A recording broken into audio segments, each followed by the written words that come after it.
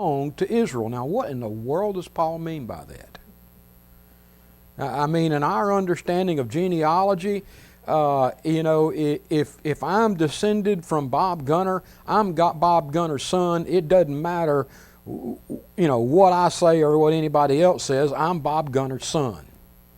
Justin is descended from Dan Gunner. He's Dan Gunner's son whether he likes it or not. He's stuck with me as his dad. Okay? He can sit there and talk about it all day long. It doesn't, anything else, it doesn't make it so. He's my son. What in the world is Paul saying here? Well, let's keep following. And not all are children of Abraham because they are his offspring. Now, he uses this to get us to start thinking a little bit about what went on in the life of Abraham. Did Abraham have other children besides Isaac? Absolutely. We know Ishmael is his son. Ishmael is just as much a son of Abraham as Isaac is. But is there a difference between Ishmael and Isaac? Is it just because Ishmael had a different mama? No. It had to do with God's promise to Abraham. But through Isaac shall your offspring be named. If we go back to the story, God comes to Abraham and he says, I'm going to give you offspring. And through that offspring, all the world's going to be blessed. In other words, even though Abraham had other physical children, God had promised to work through one of them. God's promise only applied to one of those children, and that was Isaac. And that's the reason that he is called the child of the promise. And Paul says Isaac was the one whom God promised to work through to bring about his promise. And then he goes on to say, this means that it is not the children of the flesh who are the children of God, but the children of the promise are counted as offspring. Now, take what happened in the life of Abraham. Abraham had other children. Ishmael was a child of the flesh of Abraham. Isaac, however, was a child of the flesh and a child of promise. And it was because he was a child of promise that it was through him that God fulfilled his promises to Abraham.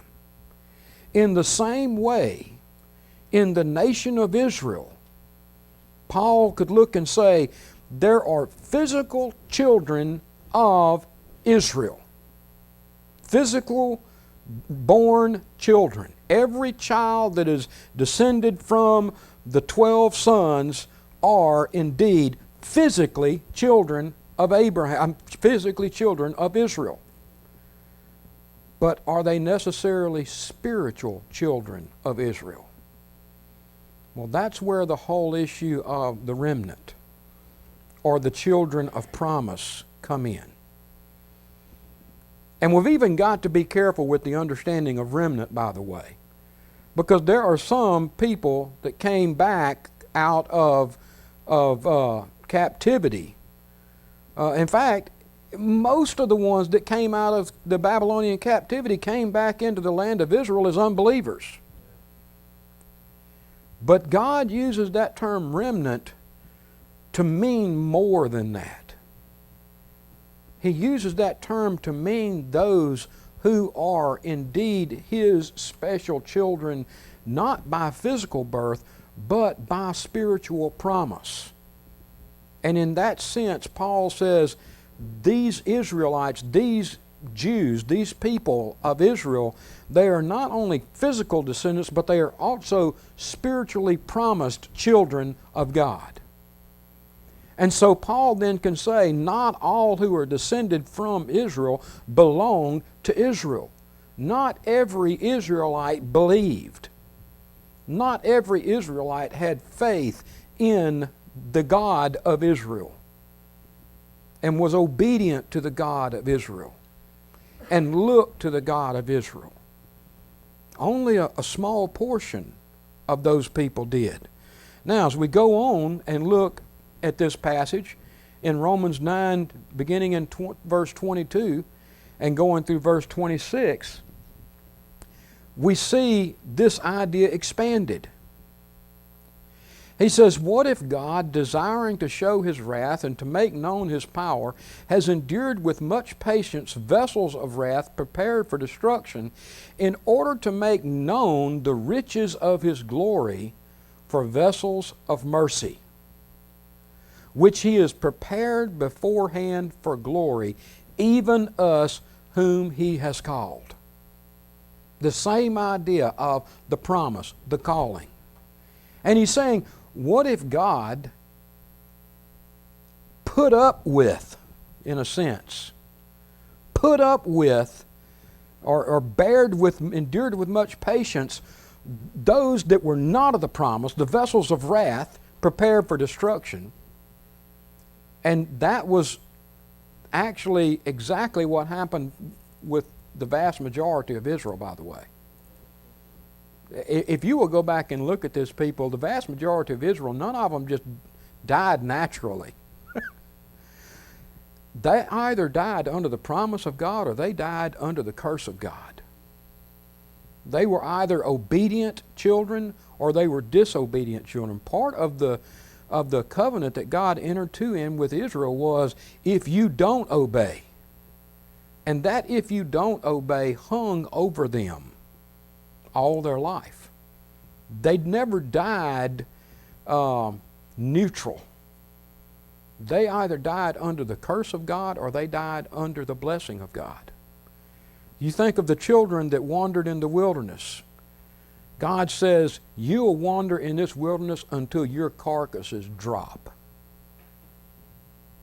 But then to the ones that were of the promise, He said, they'll inherit the land. They'll inherit what I promised.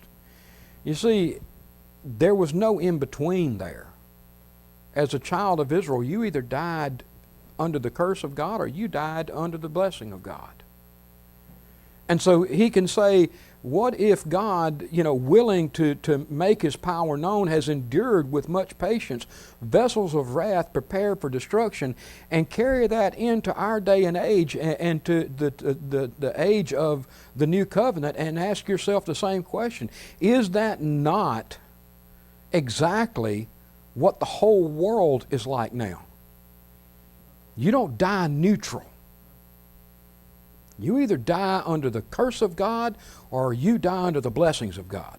There's no neutrality here. Just as it was pictured back there in Israel, the same is true today. And He says, in order to make known the riches of His glory for vessels of mercy, which He had prepared beforehand for glory, even us whom He called, not from the Jews only, but also from the Gentiles. Do you see the widening starting to happen here? As indeed He says in Hosea, and here we find this passage in Hosea come up again. Okay? He throws this passage in Hosea that was clearly confined to Israel at the time that it was spoken of, in the sense of, Hosea was writing to the people, and look what he says. Those who are not my people, I will call my people. And her who was not beloved, I will call beloved. And in the very place where it was said to them, you are not my people, there they will be called sons of the living God. Do you see the expansion? In other words, those people that were literally physical descendants of Israel, at this point, Paul is widening it out and saying that's not all there is to Israel anymore. Now the very ones that God used to say, you're not my people, now they're being brought into the people of God. And notice how he follows this up in chapter 9 in verses 27 and 28. And Isaiah cries out concerning Israel. Just so that Paul drives home his point, he goes to the opposite.